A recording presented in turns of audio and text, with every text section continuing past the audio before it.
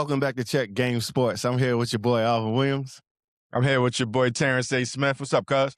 What's up, cousin? We're here to talk about this week topic in basketball, man. We want to start off talking about Kevin Durant passing Dirk Nowitzki on a scoring list, and that's big time, man. I mean, KD is a threat on the offensive end, crazy, and to pass Dirk Nowitzki, and I think he did his move when he did. I think he did a one leg jump shot when he did it, so that was pretty cool. What's your thoughts on that, Al? Nah, 31,562, 562 points, man. That's a phenomenal career, man. KD is somebody that you gotta respect, and you gotta appreciate the greatness that he brings night in and night out. And I love the fact how humble he was, how gracious he was when he was talking about it, how he looked up to Dirk. He had some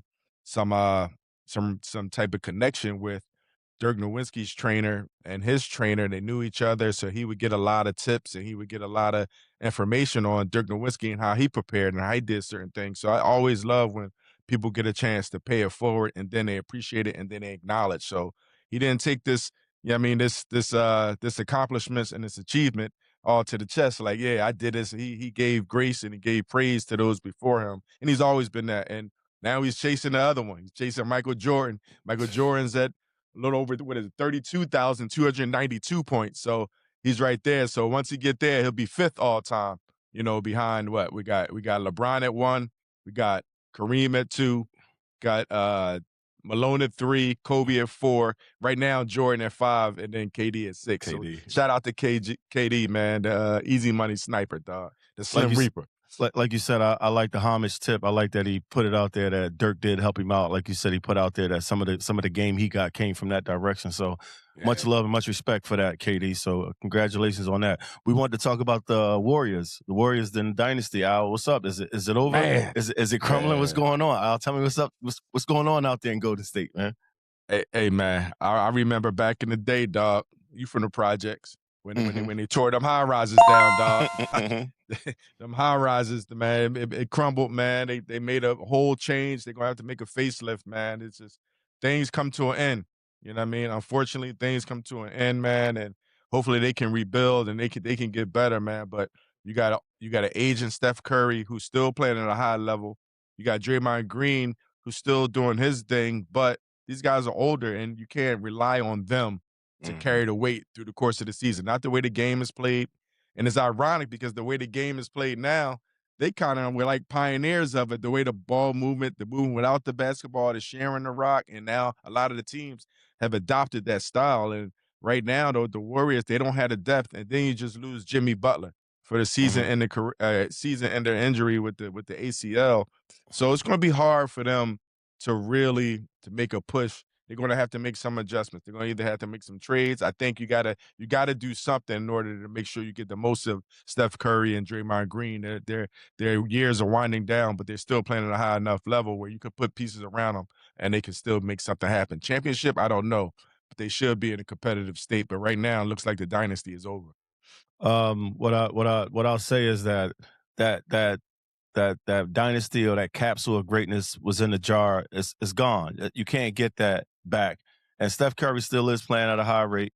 Draymond's good, but Butler being down. But that greatness that they performed, you can't get that back. And I want to say, who did they fire the GM? What's the guy name that was with them with the dynasty?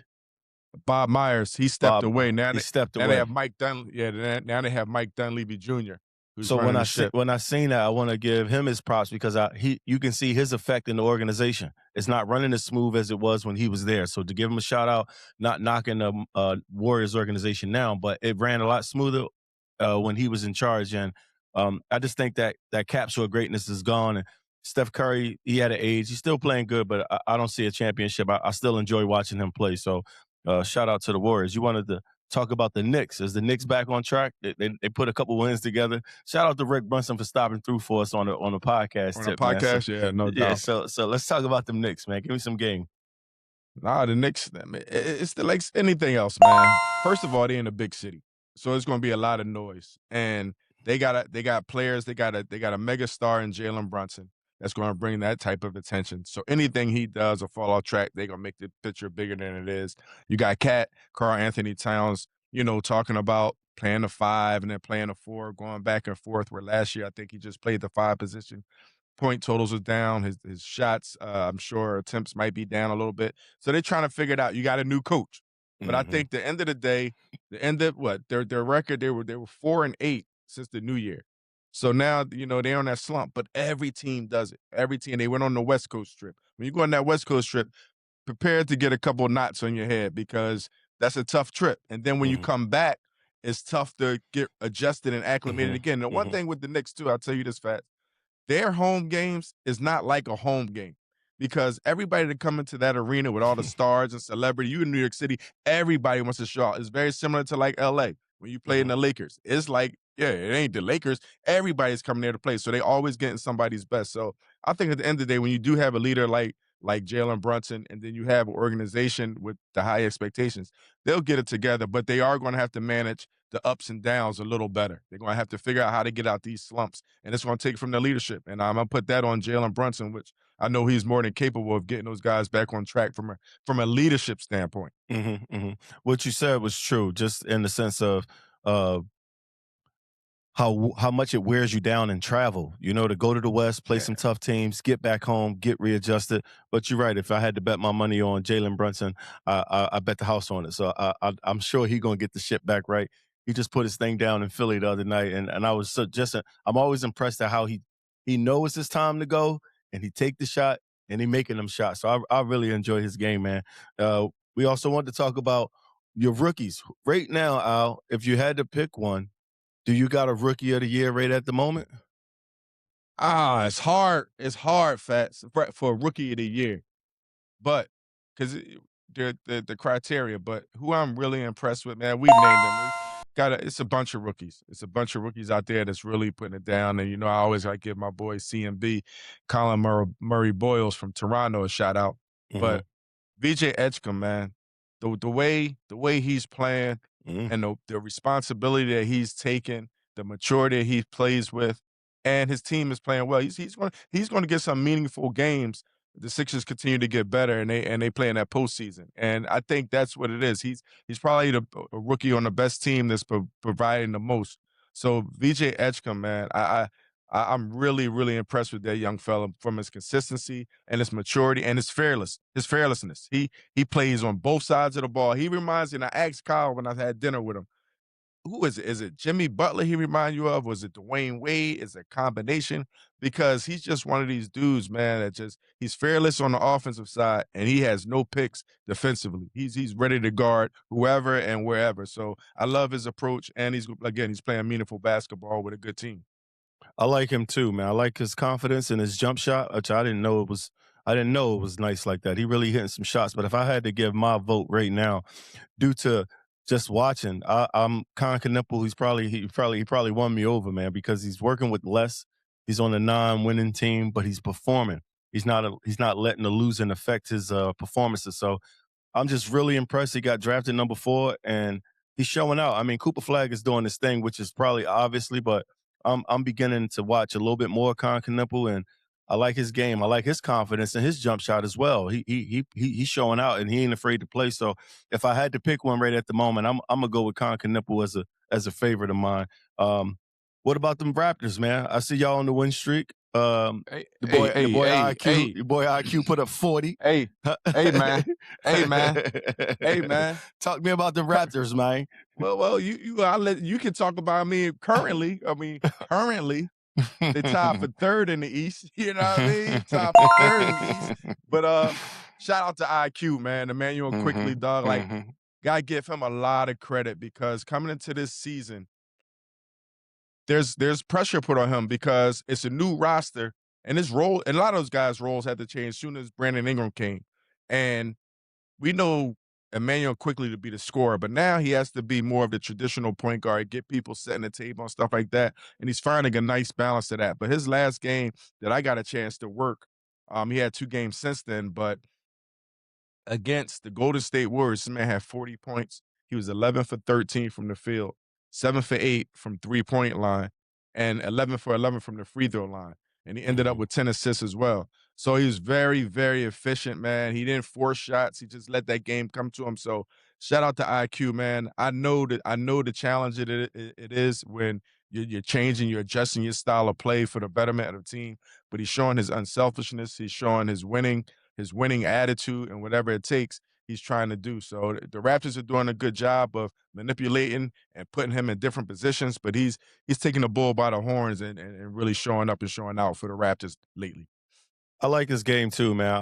I don't know how close he is and reach for the six man, but that's what he seemed like. He seemed like when your big three get off the floor, if they would just allow him to go like a la Lou Williams, like it's his time to put up some shots. So I like his game. And to those Raptors, my cousin always arguing with me about y'all. So I'm glad y'all third in the East now and quickly had that 40 piece out there. So shout out to the Raptors, man.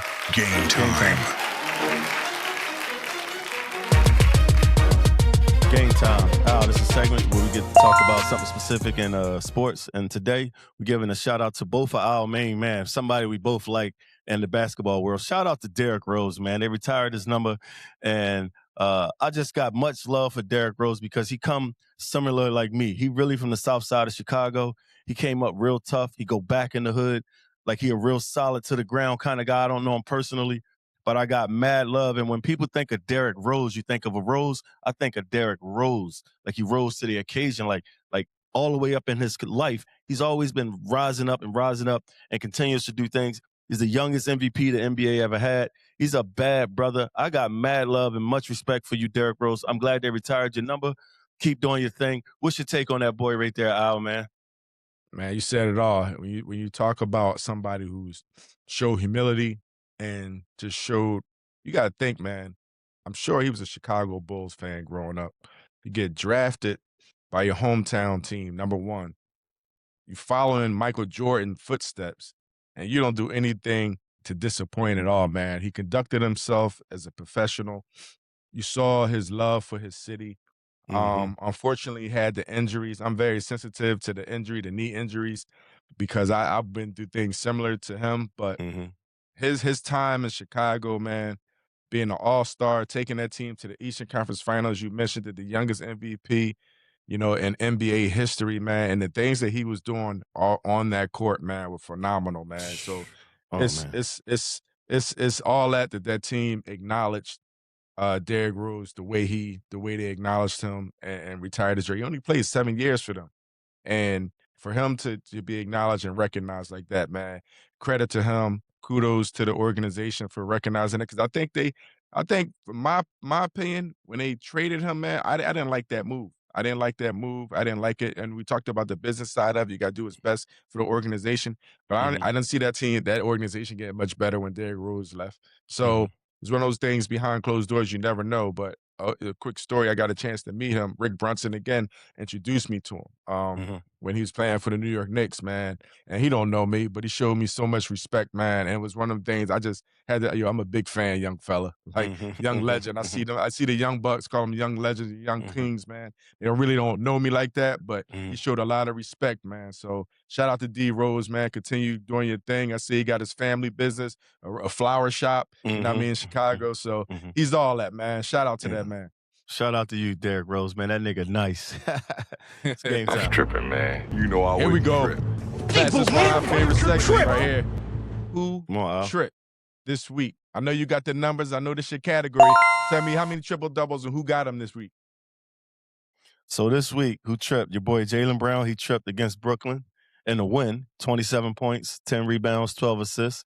Embiid, he tripped against the Rockets with a win. He hit 32 points, 15 rebounds, 10 assists. Yusuf Nurkic for Jazz. He tripped against the Spurs. He tripped a few times this week. He been tripping, man. He tripped against the Spurs with a 17, 11, and 14. He tripped against Minnesota with a win, 16, 18, and 10. And then your boy Luka Doncic came in, and you know he be tripping. He tripped with a 38, 13, and 10 night against Denver with a win. So that's who tripped this week. Shout out to everybody that's tripping. You know how we feel about that. What you got, Al? Hey, Fats, keep an eye on this. And I'm going to shout out, I don't like Philly at all, but I do like the big fella. When he's playing against other big men, and he's playing against big men that got that name, was Alfred Sengun, he go to work. It could be the Joker. It could be you could tell he put that in his pocket, in his jacket pocket. Like, yeah, I got something for him. So yeah, shout out to the big fella, Joel Embiid. Shout out to the big fella. He tripped. So thanks for that, man. That's who tripped this week. Yo, you know what time this is, Al. This is Facts. And today I got a little discussion about Jeanie Buss and the Laker organization. Has some nice, not so nice words about LeBron James being unappreciative or ungrateful for them selecting his son. I felt like, you know me in the organization side. If LeBron brought y'all championships, he did everything y'all wanted him to do. The moment y'all don't have control of a player, this is what an organization does to a player. If they can do it to a LeBron James, you know they can do it to anybody. But it's so crazy how when he was on his way in the door, they sent Magic Johnson. They sent they sent everybody at him to try to make sure he was comfortable at coming to the Lakers. And now it seems like it's the end of his career. He probably is dwindling down. And here she goes saying he was ungrateful that they drafted his son and he didn't appreciate or show him enough respect for that. I think it's both ways, but I don't like when the organization does that to players, yo. When the juice run out or the lights getting low, they can front on you, and it's okay. And this is why I got love for somebody like Kawhi Leonard, who is working the organization. And I try to get that emotion across to our audience of not being so upset with the player when a player puts the organization at a disadvantage. Because it looks like the Lakers is running out, Jeanie selling the team. Now they can front on LeBron. I just want everybody to understand it's okay when a player got the upper hand on the organization. Facts is that it's not okay for the organization to treat a LeBron James like that after all he's given to the organization. That's all I wanted to give out today, Al. That's facts, man. Hey, Al, this January 26th, this day in sports, something, a tragedy happened, and a close friend of mine, Kobe Bryant, and his daughter was had a bad accident this day, and just let the mama know that he live on, and it's always love, man, and my condolences go out to the family, but this is a special day in sports, Lakers history, and for all of us, that how Kobe impacted all of us with his mentality and his drive and his ability to never stop. So rest in peace, Kobe and Gianni. And I just got mad love and just wanted to get him a shout out on this day. What you got, Al? No, same thing. Acknowledgement to the Bryant family, the other seven people that were involved and lost their lives and their families and the crash. So to your point, man, we know how much Kobe meant to all of us. It's special to see how he's acknowledged by people from all walks of life, all different sports that he's influenced. So it's unfortunate he can't see and feel all that, but hopefully he's getting the message, man. There's a lot of love down here for him, and shout out and condolences to everyone and all that was involved with that tragic accident. Hey, yo, Fast, this is a segment, this one I really enjoy, man. I get a chance to give shout outs to former teammates of mine, man, that really meant something to me, and I had a lot of them.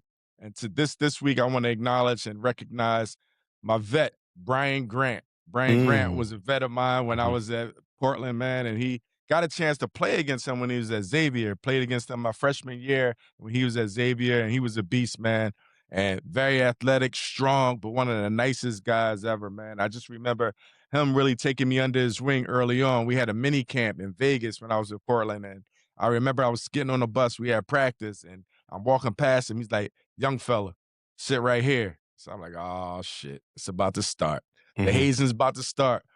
But I sat right in front of him. He tapped me on my shoulder, slid me a couple of dollars. He was like, "Yeah, I hit a few on the table the other night." So he gave me some cash, man, but he was really nice. Invite me over to the crib a few times, man, and real good, solid guy, man. And I got to give a shout out. You don't hear his name as much, but he's a shout out to Brian Grant. So if you're listening, if you get to hear this, man, much love to you, man. Thanks for everything.